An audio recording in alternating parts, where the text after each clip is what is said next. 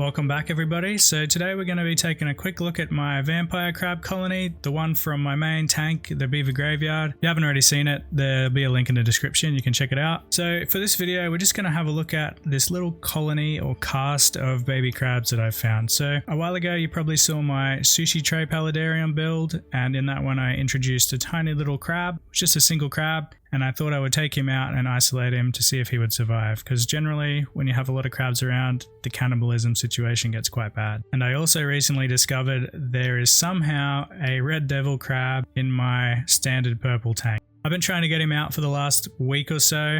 First time I've spotted him, so I don't know how he's got in there. Probably somehow I mixed up one of the babies. I had a few escapes at some stage when the lid wasn't on properly, so I've obviously taken a red baby and dropped it back into the purple tank. It's the only thing I can think of. Anyway, he's grown up with them. So far he's still alive. Considering he's the only red one in a purple tank, it's pretty surprising, but he must be good at whatever he's doing. As for the babies, we'll just go over a few things that I've been observing here lately. This isn't the first time I've raised them, but it is the first time in this tank, and it is the first time that I've left the adults in. This little cast here, the 20 or 30, however many there is that I've seen so far, they seem to be surviving quite well, and for whatever reason, they've actually done a lot better than I thought. So we'll just go over a few things on why I think that might be. The section where they are now, as you can see, it's really detailed. There's a lot of moss, a lot of cracks, a lot of crevices, all sorts of stuff. And there's also a ton of springtails in here. This is their primary food source, so I would say if you are trying to breed these, make sure you have a lot of springtails in your tank, because the babies eat them pretty much more than anything else. They do like to dig up and burrow inside to the moss, so the more moss the better. This is pretty much an essential part of getting the baby vampire crabs to survive. Apart from that, I've also been feeding them small amounts of fish food here, so I just scatter this around along the water's edge. They seem to find it pretty quickly.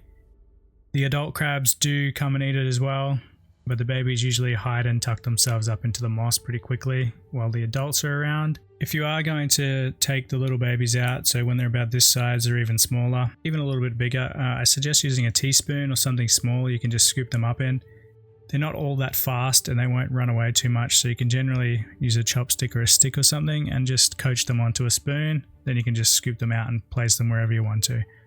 Otherwise, the other easy way is to just take the adults out and give the babies free rein of the tank. That's another way to do it.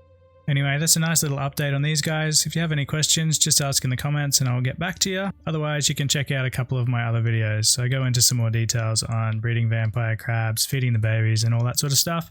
So this is more of just a little update guide and just some cool footage of these guys.